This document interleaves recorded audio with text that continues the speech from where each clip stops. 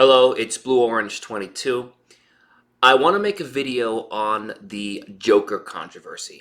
A lot of people have seen or read about the controversy about the Joker movie with Joaquin Phoenix and about how it's about white male violence and it's like justifying or it's condoning white male extremism or incel violence or the alt-right violence and all that kind of stuff.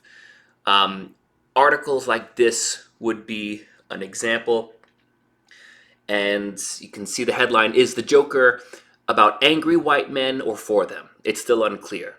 And then below that, "The film distorts real histories of racism in favor of depicting the victimhood of a single white man." I put this article in the description below. It's the first link. There have been a lot of articles like this that kind of talk about how the Joker is about angry white men and it's about white male violence. And you can see this article from the New York Times, "The real threat in plain sight." And this is the New York Times saying this. "The real threat of the Joker is hiding in plain sight." The threat in this article is white men and white males. And I think what's happening is something that's very disturbing and very scary. And I'm going to make more videos on this later and kind of break it down further. But I just kind of wanted to make, I guess, an intro video. What's happening here is kind of like a dehumanization process. It's like a psychological conditioning process where people are being taught to be afraid of white men. Now, I've said before, I don't want this channel to be about race, and it's not. And the men's rights movement isn't about race. It's not about white men. It's not a white men's movement. It's about all men of all races. But because these articles are specifically talking about white men, and that's specifically what is being said, then that's really kind of the only honest way to talk about it. But I put some more links in the description below.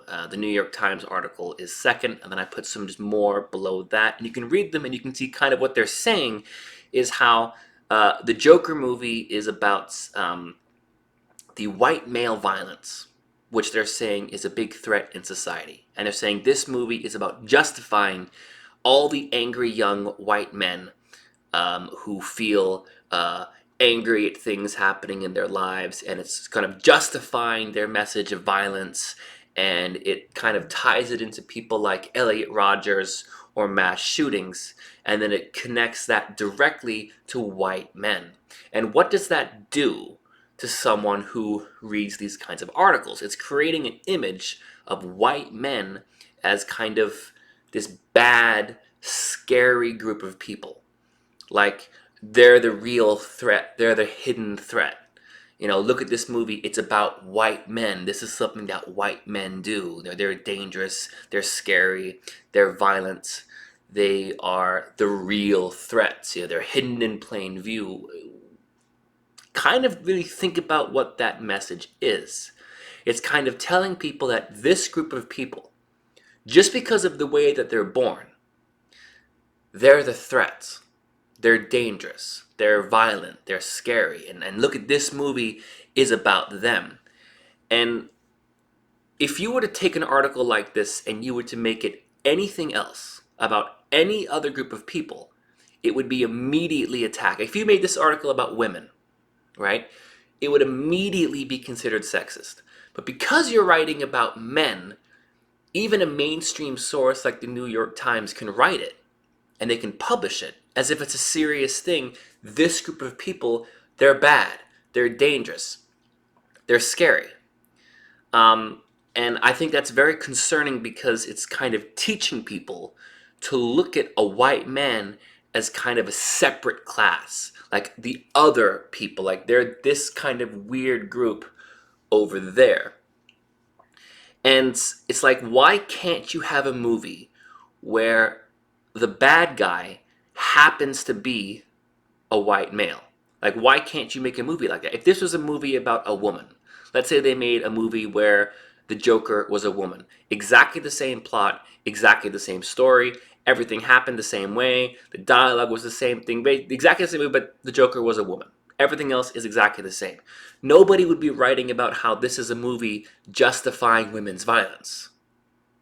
But just because the Joker happens to be a white man, which he's been in the comics for decades, all of a sudden now they're trying to tell people, oh, this is a reflection of the real world. This is something that you have to be scared of in real life. Think about what people are being told with this.